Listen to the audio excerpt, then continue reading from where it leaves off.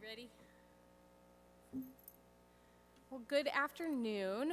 Welcome to our continuing Linworth Learns season. Today we are very excited to host a session about ageism with what I think is the catchiest title that I've heard in social justice topics. Aging is so cool, everyone's doing it. It reminds me of the joke of rumor has it that the more birthdays you have, the longer you live. It's a little pastor humor there. I'm Pastor Anna Giozzi, the senior pastor here at Linworth. So to you here in person, welcome. And if you're joining us online, also welcome. If you have questions throughout the presentation, if you want to drop those into the chat, I'll be monitoring them and we'll pipe up when it's appropriate as our speaker leads us together in learning. But to begin, I'd like to invite Tamara Pace-Steedman to come and welcome you on behalf of the team and to introduce our speaker.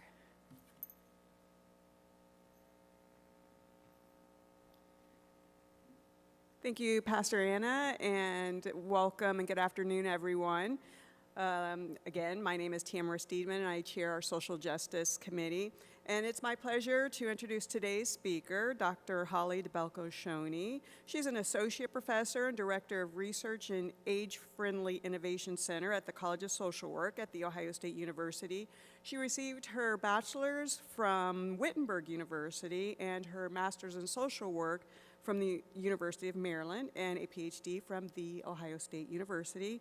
She is a community-engaged social work scholar and educator committed to improving the lives of older adults and family caregivers through community-based interventions identified and developed with older persons, practitioners, and other scientists. Dr.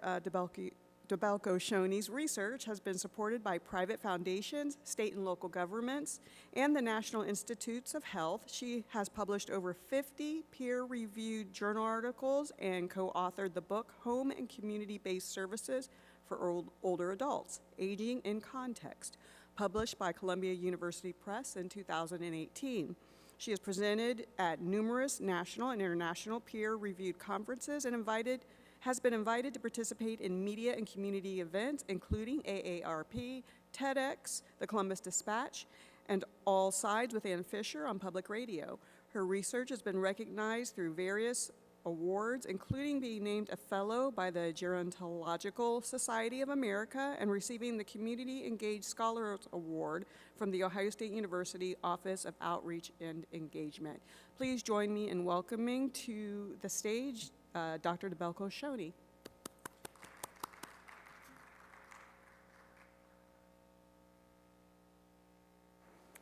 Hello, good morning. Thank you so much for being here and joining me. And in particular, thank you to the Social Justice Committee by recognizing the importance of ageism as we think about inclusion and social justice issues. So I'm so pleased to be here and so pleased to have folks online joining us as well. So I have to start with my colleague, Christine Happel's quote here. So she's actually the assistant director of our Age-Friendly Innovation Center at Ohio State. And she coined this quote, "Aging is so cool, everybody is doing it." So this is one universal experience that we as humans, if we're lucky, have together. So we all share the fact that we are aging. So thank you for that nice introduction. I do have there listed on my slides the Twitter and Facebook handles for our Age-Friendly Innovation Center. That's the best way to keep up to date on the work that all of us are doing together, and I encourage you to check that out.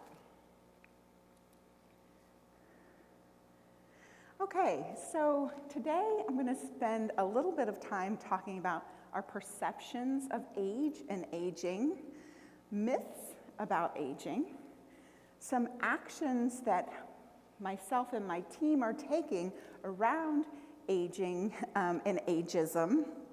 And then I'm gonna challenge you to think a little bit about what you might be able to do, both as a private citizen and also as a member of this church. What might be some things that you can think about as you think about being inclusive of people of all ages and abilities. So first I want to start with a story. This is a picture of my family, my immediate family. And you'll see that the dark-haired boy in the back is my younger son. He is actually now 17 years old. I think he was 15 in this picture, 15 or 16 in this picture. But the story is really about when he was 5 years old. So I have been in gerontology, working with older adults, the majority of my professional career. I also have engaged with my parents and grandparents and many older neighbors my whole life, and really was committed to ensuring that my family, my sons, had an understanding about what aging meant. Well, it came time for my son to think about what he wanted to be for Halloween. And he was 5 years old, and he said to me, "Mom, I want to be an old person." And I said, "Well, what does that mean? What do you mean be an old person, dress up as an old person for Halloween?" And he said, "You know, an old person." And I thought, ay, how have I failed here? And so, though, in spite of that, indeed, if you look at, next slide please, it's not uncommon for young people to dress up like older people. I'm looking around the room, I'm 52, I'm looking around the room, and I'm thinking, every person I know who's older, you know, what is older, first of all, right? But let's say, just for Medicare, you know, our different policies, 65, 60, 65, I know a whole lot of 60, 65-year-olds who don't use canes, who don't use walkers, who don't wear lace collars, although I do appreciate a good lace collar. Smoking a pipe. Probably if you've been smoking a pipe, you probably may not live to 65 years old. So it's not uncommon that we see children and others have these images of aging that fit stereotypes. So I'm proud to say, next slide please, that these are the people that my young child and children, now 17 and 19, know the best who are older. These are my mom and dad. They are 81, both of them are 81. And I'm guessing that this is not the image that often people think about when they think about 81-year-olds. I will say that how my child, whose closest older adult relationships were with these two people, thought about an older person and dressing up as an older person for Halloween looked like this, right? These were the people that my youngest and my oldest son had the closest relationships with. Now, I will say that my mom is living with Parkinson's disease, so I also don't want to romanticize what it means to grow older. Certainly, we are at higher risk of various chronic diseases and disabilities as we age, but that does not define us in the same ways that, for instance, a type 1 diabetic, someone who's a younger person with diabetes, defines them. So, next slide, please. So this is where we landed. Thank goodness we had a conversation, and there Nate is at 5 years old as a pirate. And his dad and his older brother joined in as well. So we were able to land, and in fact, these costumes were all made by their grandmother. So also seeing contribution and opportunity outside of his image of aging, which looked like this to him. Okay. So I thought, where is he getting this as a 5-year-old? Well, as all of you, I'm sure, know, because we are bombarded by anti-aging messages and images every day. So if we just eat certain foods, we can counter the natural biological process of aging. If we use the right face creams, we just might get it. If we aren't successful in countering the natural aging process that all of us are going through, we can seek out different cosmetic interventions. I intentionally put a picture of a man getting cosmetics because men are the fastest growing population now who are involved in cosmetic procedures. So something that a lot of times we have thought of historically for women in the demands, so the intersectionality of our gender and expectations around aging, certainly alive and well. But behold, men are starting to catch up and doing the same types of interventions, medical interventions more and more. Gray hair. I certainly here and to admit that I color my hair. So I want to say that as we talk about aging and think about aging, we are not doing this in a place of judgment. What might be right for me may be different for you, but what we're talking about is diversity in our experiences in aging. And then, how many of you have gone to buy a birthday card and all you can find are these negative messages about birthdays? There's like 75% of the cards at CVS, at Hallmark, are negative things about birthdays. When in fact, birthdays mean that we are here on earth with one another another year. But yet we don't celebrate those as a wonderful thing, as a positive thing, but there's this negative images of aging. So happy birthday. Did you know wine, I can't even read that. Wine has amazing anti-aging benefits, right? Anti-aging, whatever we can do to fight against this natural, biological process of aging.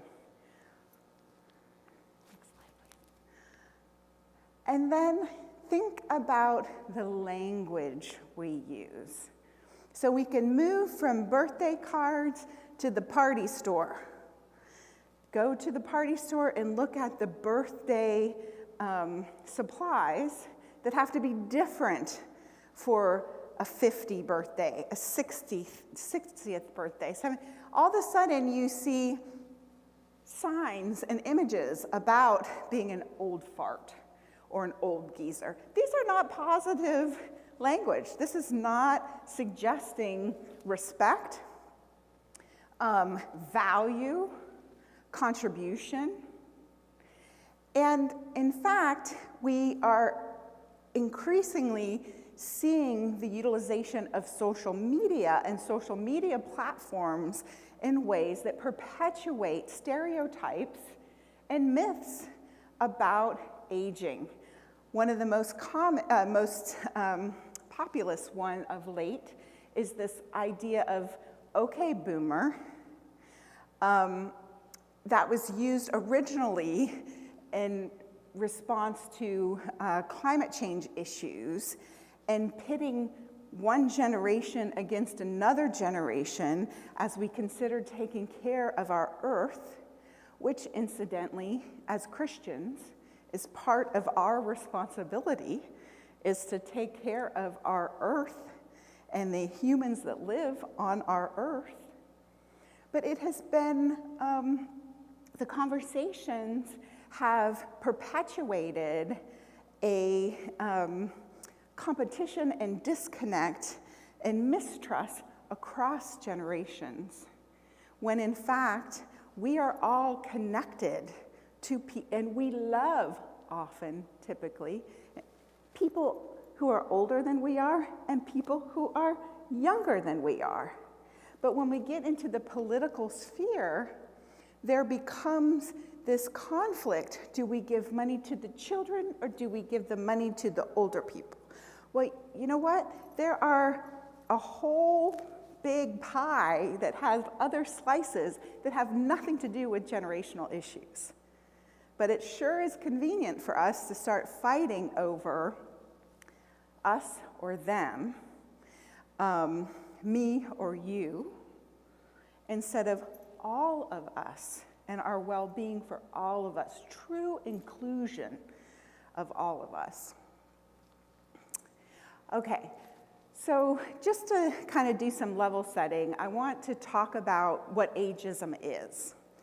So ageism is about attitudes, so prejudicial attitudes, and then behaviors, discriminatory behaviors, and it involves institutional policies and practices that limit full inclusion and respect and dignity of individuals of all ages.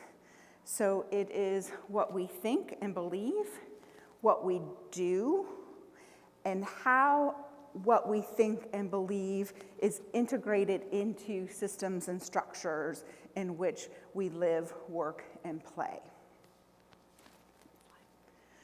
So while this is happening, we are seeing a significant increase in not only the number of older adults in the US and across the world, but the percentage of the total population of older adults. We are also seeing an increase in diversity among older generations.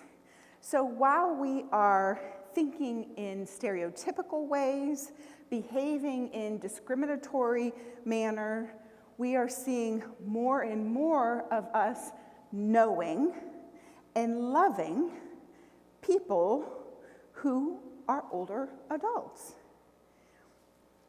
Next slide, please. So here in Central Ohio, if we bring it back to what's happening here, we are expected to see a doubling of our 65-plus population by 2050. Okay, so we're going to go into some myths around aging. So we're going to start by with this true or false question. True or false? My attitude about aging has little or no influence on my health. What do you think? True or false? False. That's right, false. So there have been a number of studies conducted that have looked at individuals' attitudes about aging and longitudinally how long they have lived. In fact, one seminal study demonstrated that individuals who have negative self-thoughts about aging live on average 7.5 years less than individuals who have positive ideas about aging. And why we think that is because we, as we age, if we have positive ideas about aging, we make different choices. So we are more willing to adapt when things change. For instance, incontinence is something that is real and affects many, many of us as we age. Some people will no longer go out in their home and do social things because of that, what many of us think of as an embarrassing issue. When in fact, those who have positive images of aging may get the products that they need, bundle up, make sure they stop and go to the bathroom before they get in the car, once they get there, before they get back in the car. Yeah, how many of you guys do that? Yeah, right? Yeah. And so that ability to stay engaged is really, really critical. Next, yeah. Okay. Older people are less likely to experience depression than younger people. True or false? Less likely to be depressed. That's actually true. So they're less likely, it's kind of a double negative, so that makes it tricky. So in other words, younger people have higher rates of depression than older people. Younger people have higher rates of depression than older people in general.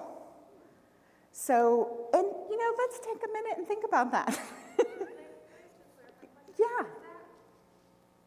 Is that like a longitudinal study over time, or is this a matter of like people who weren't able to articulate what depression might have felt like 40 years ago?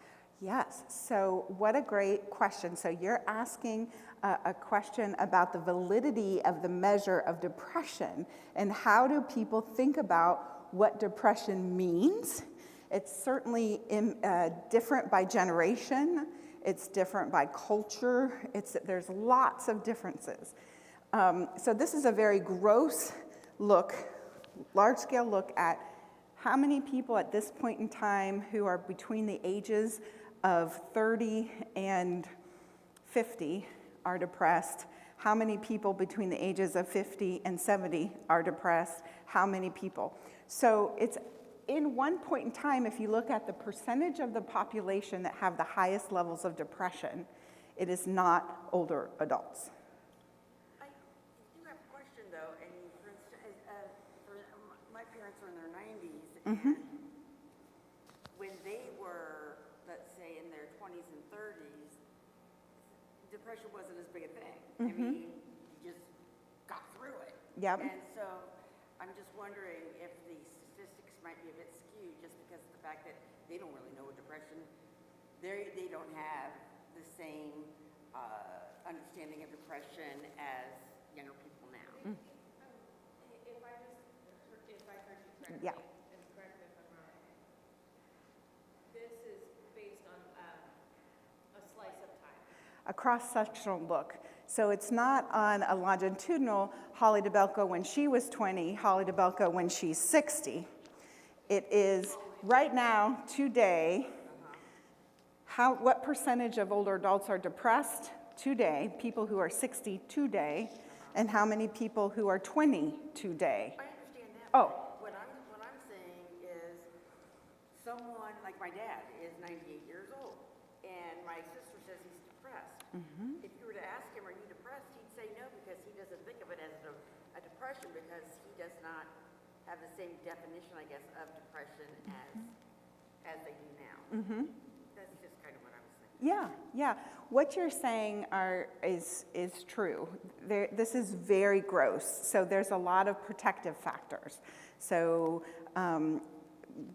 people who are higher educated, people who are higher income have more protective factors. People who are less socially isolated. So it's complex. It's complex.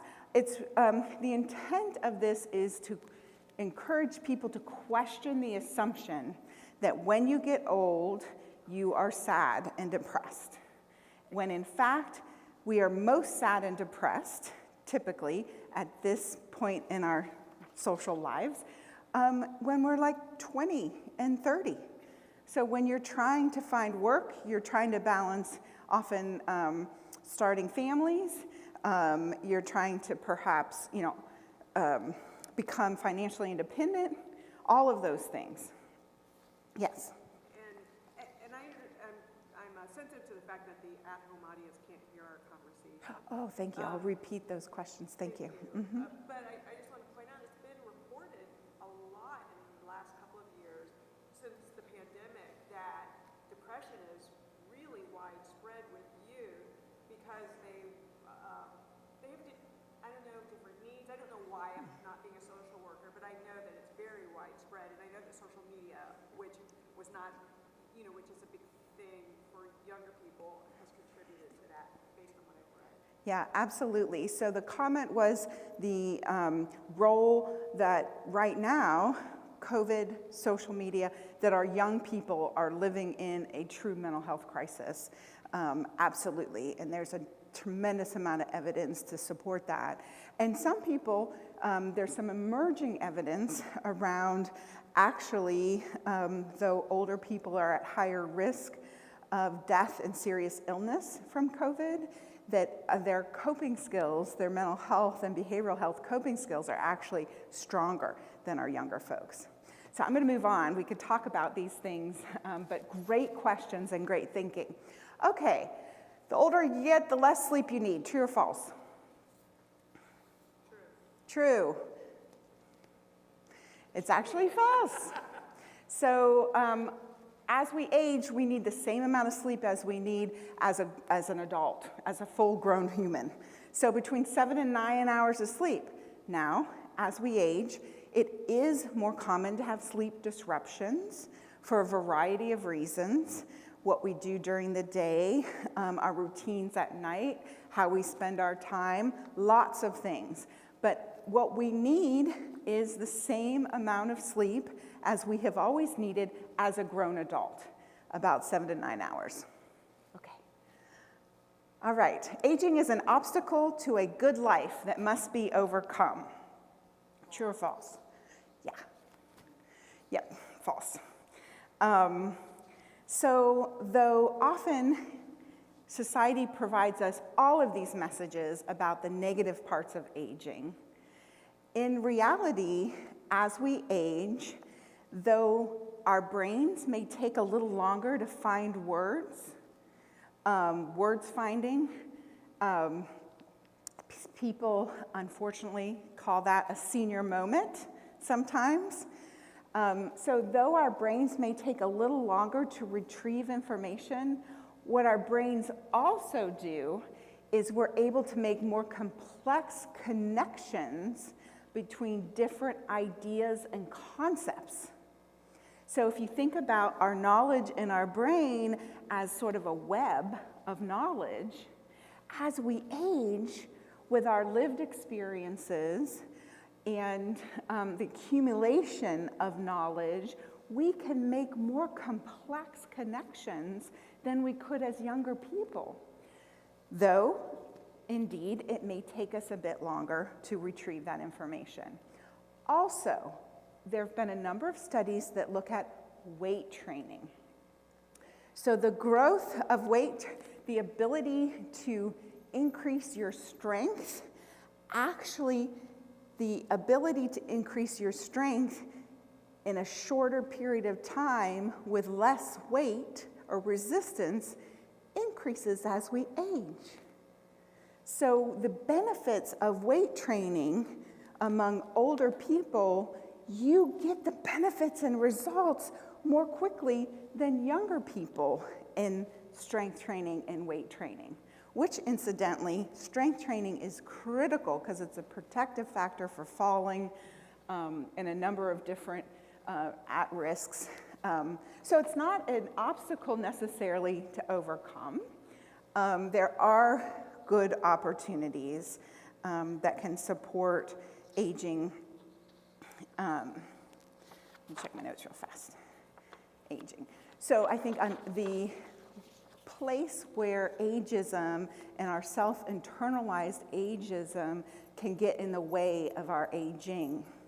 So we may be more hesitant to go to the gym and lift weights. We may be more hesitant to do things because of our age.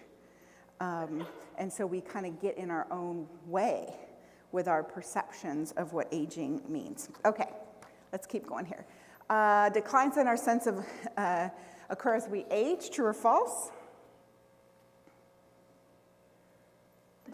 That is true. Yep, that is true. So indeed, our hearing, our vision, our taste, our sense of smell, our touch, there's a lot of changes as we age, and I don't have enough time to go through all of them. I'm just going to highlight a couple that to address some of the misperceptions. Cataracts, bless you. Cataracts is a natural part of aging. It is not a disease process. So our eye, it's a natural protective response in our eye over time. It is not a disease. It is something that, again, happens to all of us as we age at different rates, at different points in time, but it is not, it's a normal part of aging. It's not a disease process. Our eyes, the changing in our vision is a normal part of aging. It's not, yes, there are disease states and eyes and different diseases, but our ability to, I have trifocal contacts in, to be able to see, right? A lot of us as we age start holding things out. I have my trifocals on so I can hold it right here. Changes. Hearing. I myself am wearing hearing aids. I say this to every audience I speak to. New emerging evidence suggests that untreated hearing loss is a strong predictor of cognitive decline. Let me say that again. Untreated hearing loss is a strong predictor of cognitive decline. So think about it. It does make sense for non-bio neuroscientists like myself. I'm a social scientist. But if you can't hear, there are parts of your brain that are not being triggered because you are not getting that input through your ears. Sometimes the input that you get, you're misinterpreting because you can't hear. Also, hearing loss leads to less social engagement because you cannot hear the people that you're interacting with. So I try to tell all of my friends and whoever will listen that you don't wait to get your hearing checked and address hearing issues when, oh, I don't need it yet, I don't need it yet, I don't need it yet. The earlier you intervene, the more you're going to keep your brain healthy. Okay, let's keep going. Most older people have no desire or capacity for sexual relations. I'm saying that in church. In front of the pastor, yeah. Yeah. True or false? False, right? False. So, again, this myth that somehow as we age, we are no longer interested in intimacy and closeness and sexual relationships. That's not true. It may look different. It may, there may be challenges that we physiologically struggle with, but so much of successful aging is about adaptation.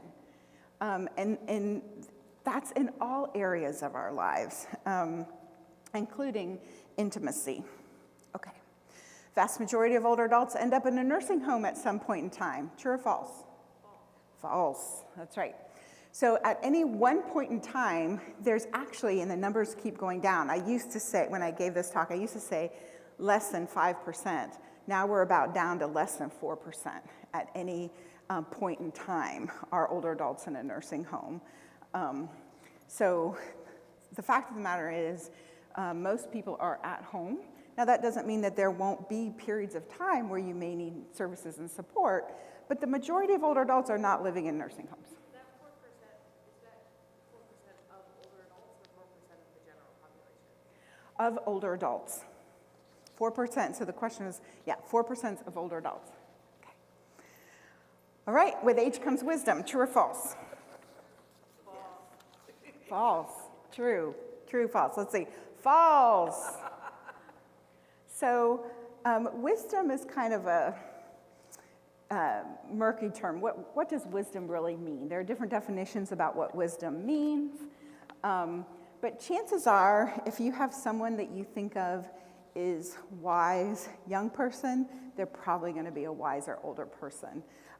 It's what is it that you do with your life experiences, what you learn, what you develop, how you grow, whether it's spiritually, cognitively, all of these things that combine to sort of grab this concept of wisdom. So just because you hear people say old and wise, well, not necessarily. So that's another stereotype. All right. Okay, so here in our community in Columbus and Franklin County, about 41% of older adults agree that their community has negative stereotypes about them. So there have been a number of efforts, because we learn more and more about the negative health consequences of ageism. There have been a number of initiatives that have worked to create positive aging, changing attitudes and behaviors and policies and programs to support inclusion and counter stereotypes. There's a national group, this is supported through the Gerontological Society of America, the National Center to Reframe Aging. And I'd love to play just a little clip, if we can get that to work. This is just a 2-minute quick video. What do all these people have in common? Every day, they're doing something that we're all doing too. Getting older. Aging is a universal, shared experience. But the way we talk about it can diminish and harm older people, even when we don't mean to. It's phrases that casually equate being older with being less valuable.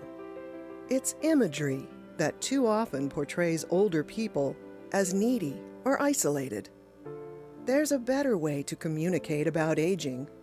We can stop othering older people by talking about us instead of them. A them statement segregates and blames. For example, older adults are a challenge for our healthcare system.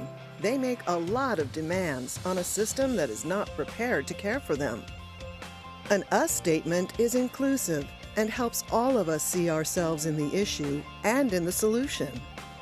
For example, we need a healthcare system that is built to help all of us live well as we age. When choosing photos, images of diverse older people interacting with others send a more inclusive message. When we shift from them to us, we promote a more realistic, inclusive view of aging, reduce bias, and build support for policies and programs that can help all of us at every age. The Reframing Aging Initiative provides free, evidence-based tools to help us get there. Learn more at reframingaging.org.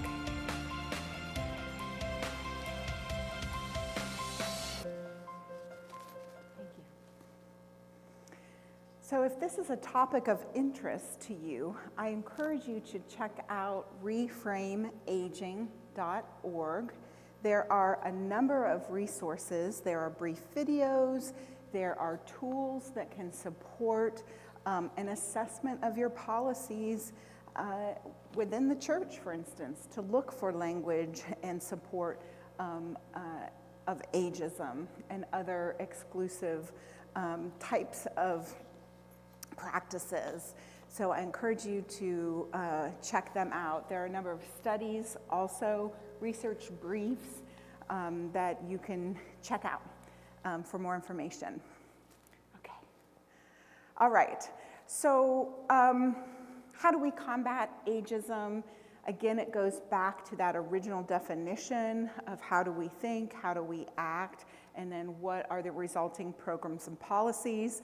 So starting with awareness, just being aware of our own attitudes.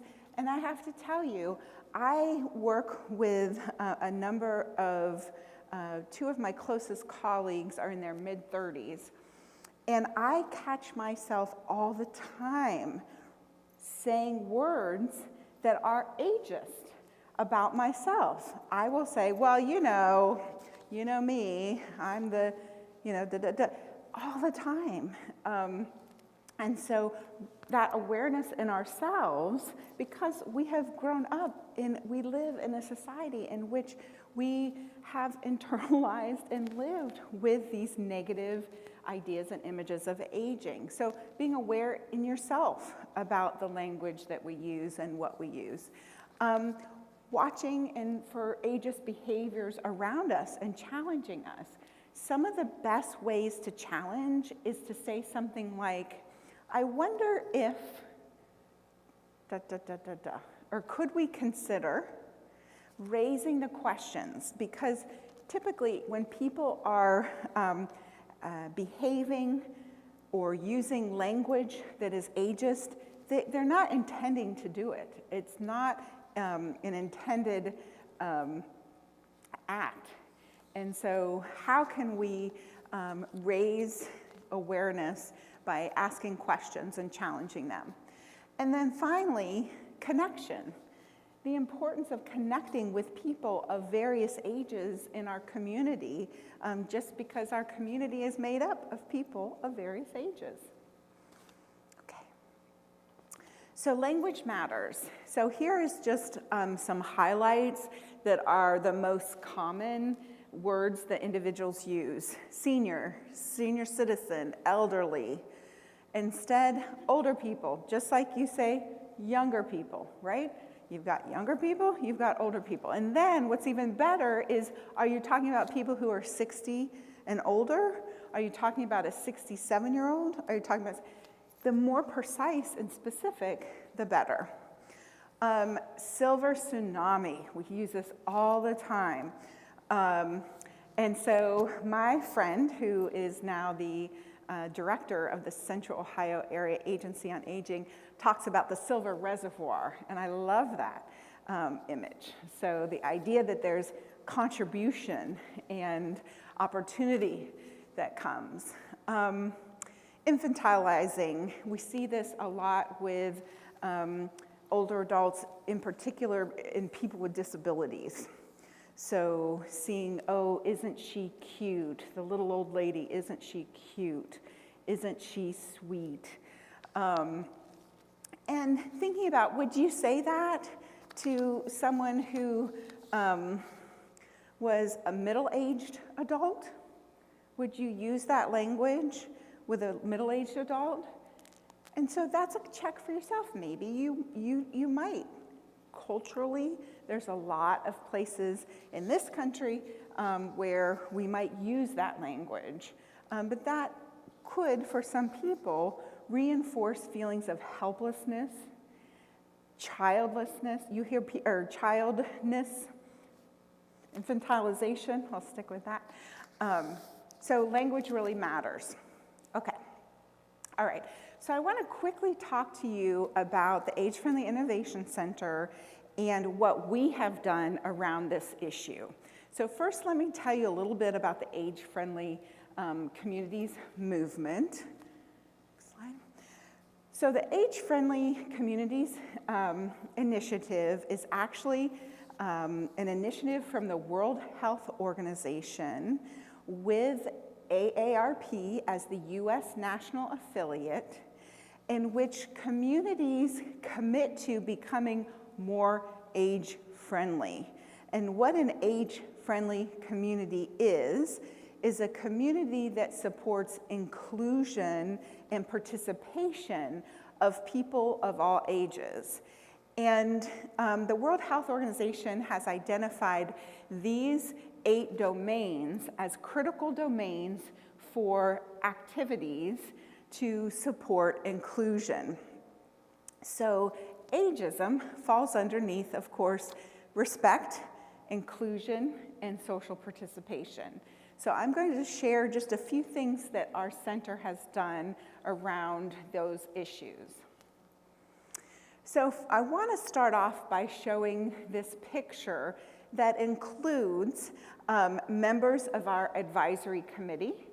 So the phrase that actually disability activists made popular, "nothing about us without us," that is how we live in our age-friendly world. If I'm talking about advocating and supporting people of all ages, I need to have the voices. I need the people with lived experiences to be at the table. So we have in this picture members of our Older Adult Resident Council. We also have a group of scholars from the university, from different disciplines, who are interested in creating more age-friendly communities. We have students from planning, we have students from neuroscience, we've got social work students, we have public health there, we have an occupational therapist student there. So a wide variety of folks who advise what it is we even do and are interested in doing. Then we are inclusive by talking to individuals about what are their priorities around, in this case, creating an age-friendly city of Columbus and Franklin County. This is actually a group of senior companion volunteers. We were asking them specifically about challenges around transportation. So transportation and mobility issues are of high interest because of the risk of social isolation. I want to share with you another study that I tell every audience who'll listen to me the results of. So of the different factors that predict the length and quality of your life, so if we're talking about diet, exercise, smoking, the strongest predictor of our length and quality of life is social connections. And the way they define social connections are how many people you see each day, whether you know them or not, just seeing people every day, and whether you have a small group of people who can depend on you, and those people can depend on, and you can depend on them. So the example I often use in class is, do you have someone, if you needed $100, you could go to and ask for $100? And are there people who, if they needed $100, could come and ask for $100 from you? So let me say again, of the modifiable factors that impact the length and quality of our life, social connection is a stronger predictor than whether you smoke, what you eat, whether you exercise. That's huge, huge to think about. So transportation mobility is a big issue as it relates to social connections. So anyway, we are committed, thanks. We are committed to integrating the voices, and that picture was actually, we had five interpreters with us. There were 5 different languages being spoken in that room. So we have a large immigrant and refugee population in Central Ohio, and we want to make sure those voices are heard as well in our work. Housing, bringing generations together. We supported bringing Nesterly here. Nesterly is for individuals who have houses with empty bedrooms, and often young people who don't have money to pay rent. And it's a matching service that brings together folks who have extra bedrooms and people who need a place to live at a reduced rent, often, to help with mowing the grass, taking out the trash, shoveling the driveway or the walkway. So shared generational housing. We have a student who has lived at Ohio Living Westminster Thurber down on Neal in the assisted living community to engage, do programming, and get to know and build relationships with individuals who live there. We have a course that we work with. There's evidence that supports the best age to start getting change in attitudes, behaviors, and beliefs around aging is around middle school. And so we teach a J-term course to Metro Middle School students called Change Agents that address many of these issues that we've been talking about, attitudes and behaviors and policies and programs that are exclusive. And finally, I've got one more example. We engaged in a positive aging campaign where we, maybe some of you have seen those, billboards and different places throughout town to encourage positive images of aging. We had signs on buses and other places that really reminded people of the contributions of our older members and residents.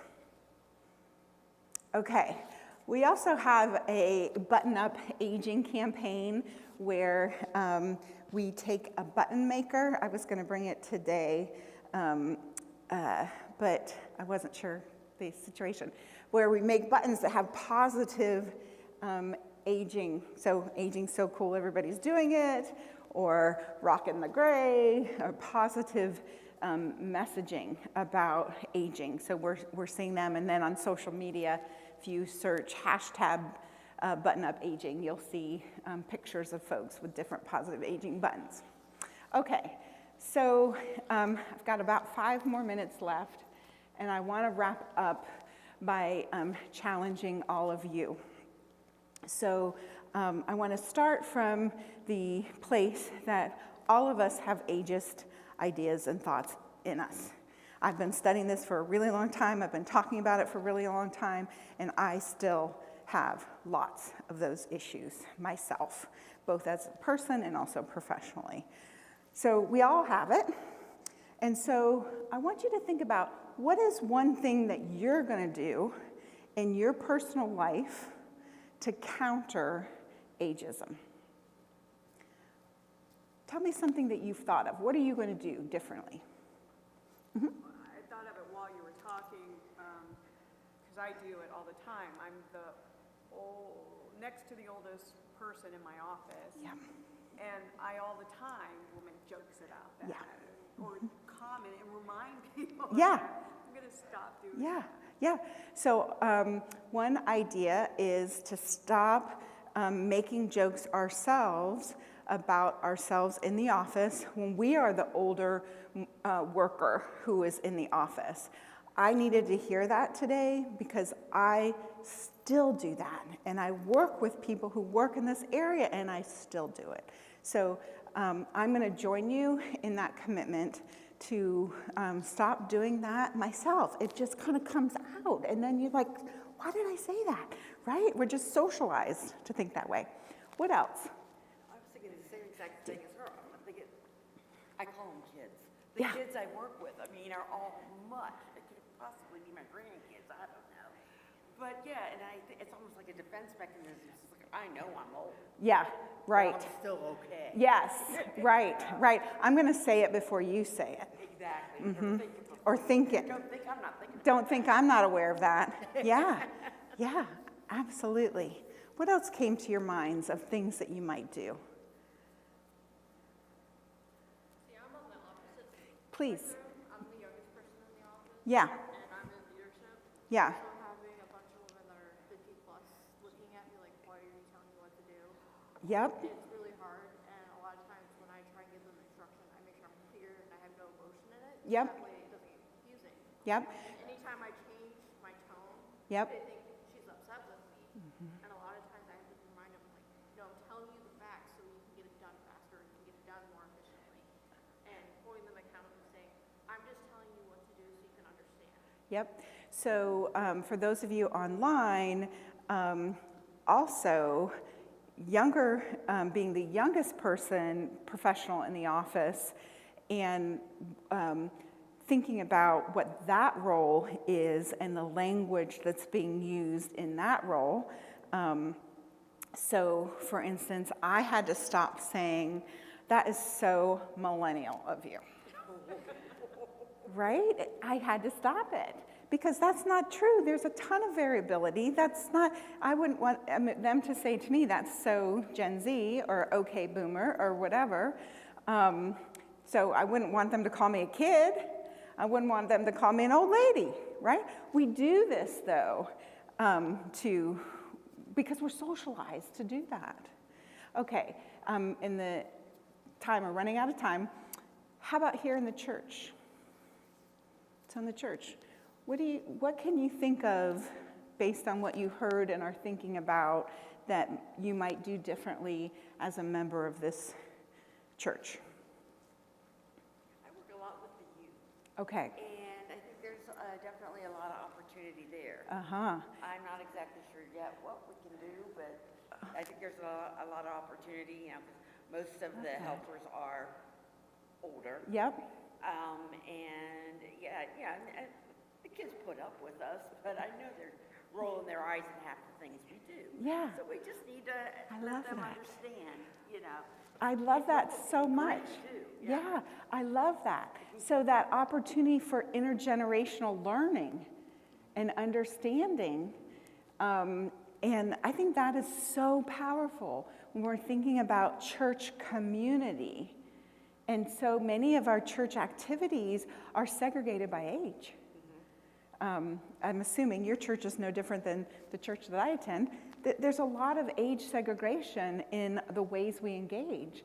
And so what might be opportunities to kind of think about?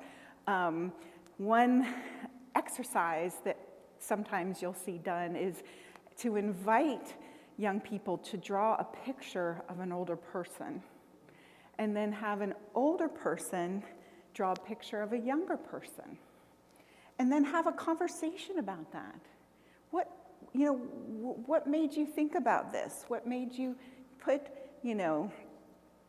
the pink hair? Why did you do these things? What made you think about that? And just start kind of a dialogue. So that intergenerational conversations, excellent. Any other ideas about church that you might just half, they can be half-baked. They don't have to be baked ideas, but just thoughts. Yes? Using technology.